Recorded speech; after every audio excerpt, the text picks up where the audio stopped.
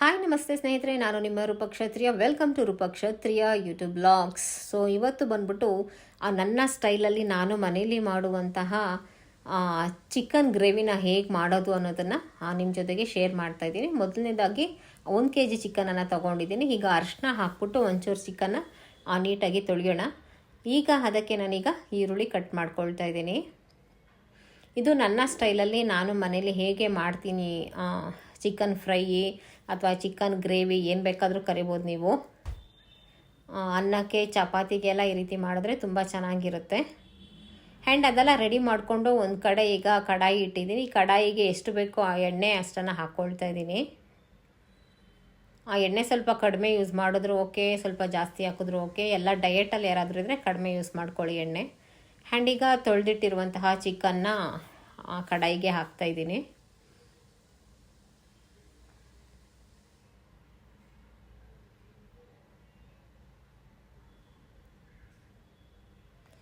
ನಿಮ್ಮ ಮನೇಲಿ ಎಷ್ಟು ಜನ ಇದ್ದಾರೆ ನೋಡಿ, ಎಷ್ಟು ಬೇಕೋ ಅಷ್ಟು ತೊಗೊಳ್ಳಿ ಚಿಕನ್ನು. ಇದು ನಾನೀಗ ಸದ್ಯಕ್ಕೆ 1 kg ಈಗ ಆಗೋಷ್ಟು ತೋರಿಸ್ತಾ ಇದ್ದೀನಿ. ಆ ಚಿಕನ್ನ ಮೊದಲು ಎಣ್ಣೆಯಲ್ಲಿ ನೀಟಾಗಿ ಫ್ರೈ ಮಾಡ್ಕೊಂಬಿಡ್ತೀನಿ. ಆ ಹಸಿ ವಾಸನೆ ಎಲ್ಲ ಸ್ವಲ್ಪ ಚೆನ್ನಾಗಿ ಹೋಗುತ್ತೆ. ಈಗ ಅದಕ್ಕೆ ರುಚಿಗೆ ತಕ್ಕಷ್ಟು ಉಪ್ಪನ್ನು ಹಾಕ್ಕೊಳ್ತಾ ಇದ್ದೀನಿ. ಆ ರುಚಿಗೆ ತಕ್ಕಷ್ಟು ಉಪ್ಪನ್ನು ಮೊದಲನೇದಾಗಿ ಹಾಕ್ಕೊಂಡು ಆ ಕಡಾಯಿ ಕಲರ್ನ ನೋಡೋಕೆ ಹೋಗ್ಬೇಡಿ. ಯಾಕೆ ಅಂತಂದರೆ ಇದು ಸುಮಾರು ವರ್ಷಗಳಿಂದ ಅಡುಗೆಯನ್ನು ಮಾಡಿರೋದಕ್ಕೆ ಹಾಗೆ ಇದೆ. ಆ್ಯಂಡ್ ರೆಗ್ಯುಲರಾಗಿ ಯೂಸ್ ಮಾಡ್ತೀವಿ, ಸೊ ಹಾಗಾಗಿ. ಆ್ಯಂಡ್ ಇದನ್ನು ಈಗ ಚಿಕನ್ನು ಚೆನ್ನಾಗಿ ಫ್ರೈ ಮಾಡ್ಕೊಳ್ಬೇಕು. ಈಗ ನಾನು ಏನೇನು ಸಾಮಗ್ರಿಗಳನ್ನು ಹಾಕ್ತೀನಿ ಅಂತಂದರೆ 2 ಈರುಳ್ಳಿನ ಸಣ್ಣದಾಗಿ ಕಟ್ ಮಾಡಿ ಇಟ್ಕೊಂಡಿದ್ದೀನಿ. ಹಾಗೆ 2 ಟೊಮೆಟೊ ಕಟ್ ಮಾಡಿ ಇಟ್ಕೊಂಡಿದ್ದೀನಿ. ಈಗ ರುಬ್ಕೊಳ್ಳೋದಕ್ಕೆ ಬೆಳ್ಳುಳ್ಳಿ 2 ತೊಗೊಂಡಿದ್ದೀನಿ. ಒಂದು 15 ಹಸಿಮೆಣ್ಸಿನ್ಕಾಯಿ, ಖಾರ ಕಡಿಮೆ ಇದೆ, ಸಣ್ಣ ಈರುಳ್ಳಿ, ಹಾಗೆ ಶುಂಠಿ, ಪುದೀನೂ ಹಾಗೆ ಕೊತ್ತಂಬರಿಯನ್ನು ತೊಗೊಂಡಿದ್ದೀನಿ. ಇಷ್ಟನ್ನು ನಾನು ರುಬ್ಬೋದಕ್ಕೆ ಹಾಕ್ತೀನಿ. ಹಾಗೆ ಚಕ್ಕೆ, ಲವಂಗ, ಒಂದು 10 ಕಾಳಾಗುವಷ್ಟು ಮೆಣಸಿದೆ, ಸೋಂಪು ಕಾಳಿದೆ, ಹಾಗೆ ಧನಿಯಾ ಪೌಡರು, ಈ ಕಡೆ ಬಂದ್ಬಿಟ್ಟು ಅರಿಶಿನ ಪುಡಿ ಇದೆ ಚಿಟಿಕೆ ಆಗೋಷ್ಟು, ಹಾಗೆಯೇ ಖಾರದ ಪುಡಿ, ಹಾಗೆ ಗರಂ ಮಸಾಲ. ಈಗ ರುಬ್ಕೊಂಡು ಮಸಾಲೆಗೆಲ್ಲ ರೆಡಿ ಮಾಡ್ಕೊಳ್ತಾ ಇದ್ದೀನಿ. ಮೊದಲನೇದಾಗಿ ಕೊತ್ತಂಬರಿ, ಪುದೀನ ಆ್ಯಂಡ್ ರುಬ್ಬೋದಕ್ಕೆ ಆಗಲೇ ಏನೆಲ್ಲ ಎತ್ತಿಟ್ಕೊಂಡಿದ್ವಲ್ಲ ಆ ಎಲ್ಲ ಸಾಮಗ್ರಿಗಳನ್ನು ಈಗ ಒಟ್ಟಾಗಿ ಹಾಕ್ಬಿಟ್ಟು ನೀರು ಹಾಕಿ ನೀಟಾಗಿ ರುಬ್ಕೊಳ್ಬೇಕು. ಈರುಳ್ಳಿ, ಬೆಳ್ಳುಳ್ಳಿ, ಶುಂಠಿ, ಕೊತ್ತಂಬರಿ, ಪುದೀನ, ಹಸಿಮೆಣಸಿನ್ಕಾಯಿ ಇದನ್ನೆಲ್ಲ ಹಾಕಿ ಒಟ್ಟಾಗಿ ರುಬ್ಕೊಳ್ಬೇಕು. ಹಾಗೆ ಟೊಮೆಟೊ ಕೂಡ ಹಾಕ್ಕೊಳ್ಳಿ ಒಂದು, ಯಾಕೆಂದರೆ ಟೇಸ್ಟ್ ತುಂಬ ಚೆನ್ನಾಗಿರುತ್ತೆ, ಆ ಗ್ರೇವಿ ತುಂಬಾ ಚೆನ್ನಾಗಿರುತ್ತೆ. ಒಂಚೂರು ನೀರು ಹಾಕ್ಕೊಂಡು ಹಾಗೆಯೇ ಇದರ ಜೊತೆಗೇ ನಾನು ಚಕ್ಕೆ ಹಾಗೆ ತೊಗೊಂಡಿರುವಂತಹ ಲವಂಗ, ಚಕ್ಕೆ ಹಾಗೆ ಮೆಣಸನ್ನು ಇದರ ಜೊತೆಗೆ ಸೇರಿಸ್ಬಿಟ್ಟು ರುಬ್ಕೊಂಬಿಡ್ತೀನಿ. ಯಾಕೆಂದರೆ ಹಾಗಾಗಿ ಬಾಯಿಗೆ ಸಿಗುತ್ತೆ. ಇದನ್ನು ರುಬ್ಬೋದ್ರಿಂದ ಆ್ಯಂಡ್ ಟೇಸ್ಟು ಸ್ಮೆಲ್ಲು ಚೆನ್ನಾಗಿರುತ್ತೆ. ನೋಡಿ, ಈ ಥರ ನೀಟಾಗಿ ರುಬ್ಕೊಳ್ಳಿ. ಆ್ಯಂಡ್ ಈಗ ಚಿಕನ್ ಒಂದು ಕಡೆ ಆಯಿಲಲ್ಲಿ ಫ್ರೈ ಇದು ಬೇಯ್ತಾ ಇದೆ.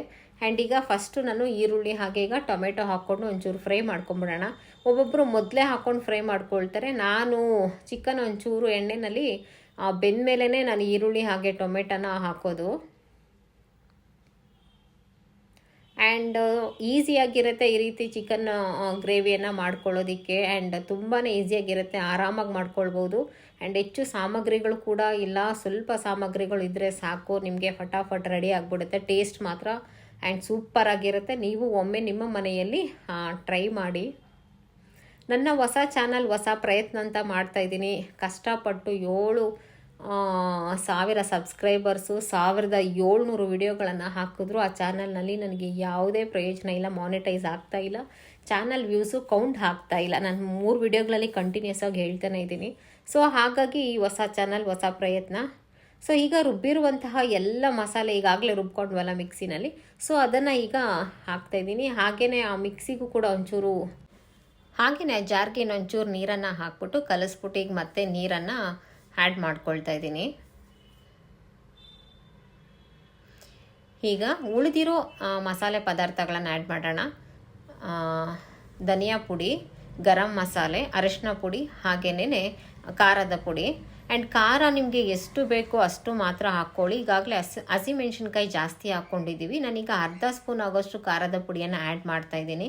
ಇದು ಮನೆಯಲ್ಲೇ ಮಾಡಿರುವ ಖಾರದ ಪುಡಿ, ಸೊ ಜಾಸ್ತಿ ಇರುತ್ತೆ ಖಾರ. ಆ್ಯಂಡ್ ನೆಕ್ಸ್ಟು ನೋಡಿ ಅದಾದಮೇಲೆ ಬೇಕಿದ್ರೆ ನಾನು ಆ್ಯಡ್ ಮಾಡ್ಕೊಳ್ತೀನಿ. ಈಗ ಎಲ್ಲ ಮಸಾಲ ಪದಾರ್ಥಗಳನ್ನು ಹಾಕಿದ್ಮೇಲೆ ನೀಟಾಗಿ ಕಲಿಸ್ಕೊಡಿ ಒಂದ್ಸತಿ.